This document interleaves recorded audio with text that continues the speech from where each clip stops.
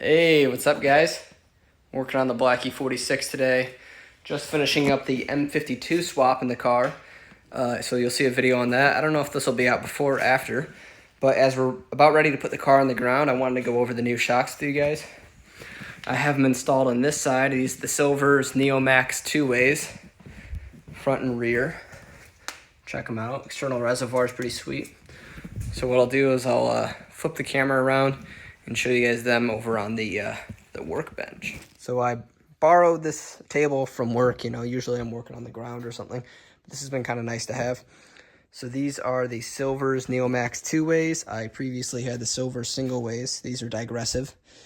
These worked great, but we're looking for some extra travel this year and some more adjustability.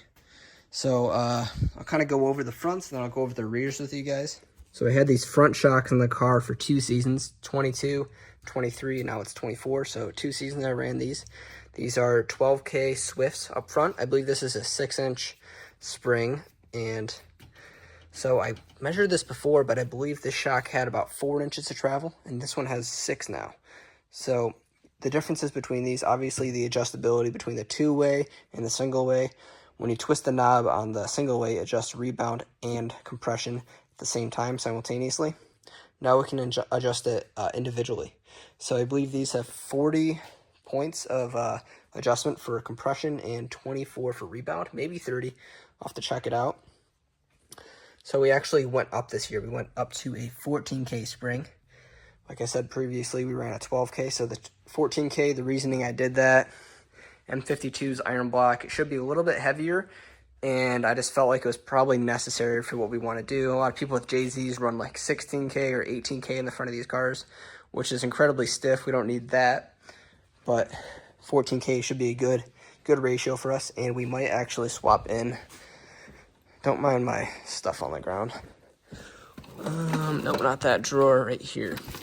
So in the future, we might toss these in the front once these springs are saddled and we're used to it. So we might toss these Swift helper springs in. What these will do is help us gain more droop. So when the car is, going over a corner, that way the wheel can actually drop down instead of three-wheeling. Not super important, but it can be important. Another thing you guys will probably notice, even though it's an E46, we're running an E36 knuckle and lower mount, even with the SLR. So the E36 lower mount has more adjustability. Oops. You can see it right here. We stack these washers in here and get a longer bolt. And what this does is it adjusts KPI. So as you can see, the strut's like that, right? If those washers weren't here, the strut would be like that. So at lock, it's changing the angle. And what that can do is, induce better self-steer, better contact patch, blah, blah, blah, without added caster. So, and a second reason we do this is so the E46 strut mounts don't end up like this, bent. So this is super common. Everyone that drives an E46 and drifts and crashes, like me, knows that that's common. So get rid of those. Should have no issues in the future. You can bonk and rub all you want. Moving over to the rears. This is the rear setup. This is inverted, and the new one is actually upright. So they do that because the reservoir, if you had it inverted, the reservoir would be at the top. It would be just hard to adjust. So now that it's at the bottom, it's easier to adjust. You just crawl underneath the car like we did before with that adjuster. So this is a 6K Swift spring. I believe this is 5 or 6 inches well. Now we went up to this. I believe this isn't, what length is this? Maybe 7 or 8 inch? I don't know. Let me check. 8 inch. And this is 6. So we gained 2 inches of spring travel, 6 and 7. Okay. Got those measurements figured out. So pretty excited about these. I measured it before, but I believe we gained about 2 inches of shock travel at the shock. So wheel travels quite a bit more. Should help out quite a bit going over bumps, things like that, so we don't damage the bump stops or bottom out the car. One thing I noticed with going to the external reservoir two-ways is that you can actually lower the car quite a bit. I was kind of surprised, right? I didn't think that these would actually go as low as these do. But from what I understand is that the fluid is actually displaced in here. The bottom of the shock is shorter, so you can actually get a lower ride height. I'm not saying this is true for every scenario, but from what I understand, that's how these work.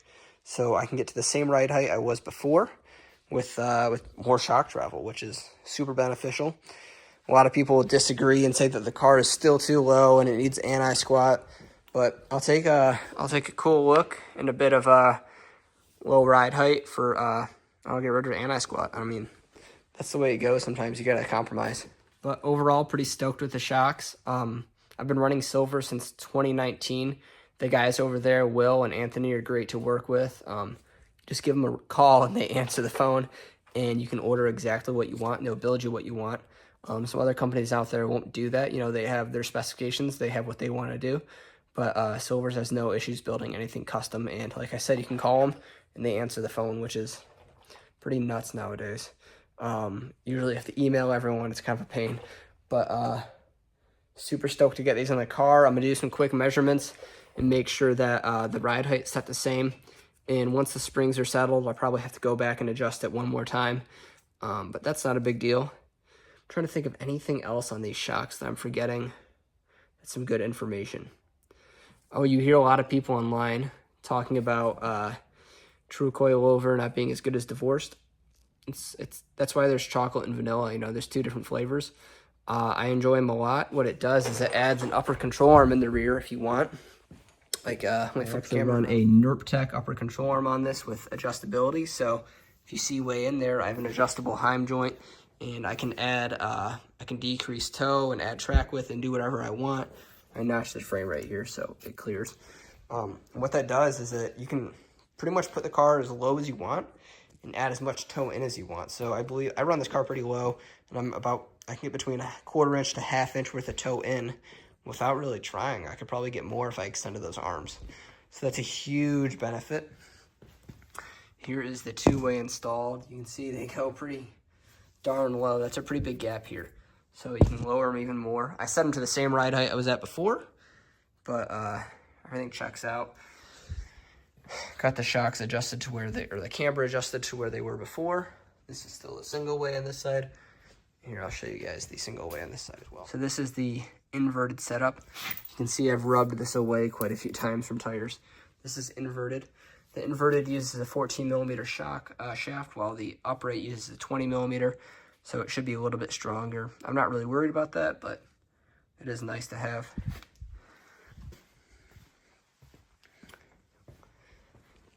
Please let me know if you guys have any questions about these. I don't know everything, but that's how you learn, you know, a little bit of trial and error. So I'm going to get these on the car, and I should be at the track within the next 2 or 3 weeks. Test them out, get them adjusted. I'm going to set them probably in the middle or maybe somewhere near the soft end of the adjustment right now. Hopefully that works out well. I did a lot of changes this winter, so it's going to be a little bit of adjustment, getting used to everything, but it really shouldn't be a huge issue. I actually have silvers on my other car as well. I have an E46 ZHP car that I've been drifting a little bit lately. Just put it together, and I have silvers on that car as well. Had those on that car since 2019, or they were on this car, then I upgraded, put them on the old car or the other car, and now I upgraded again to the new ones. So we're gonna see how this works out. Another thing is a lot of people run 5K or 4K springs on the rear of these cars with the true coilover. That seems a little bit, I don't want to say soft. 4K, if you do the math, like a 4K is somewhere around an 8K divorce.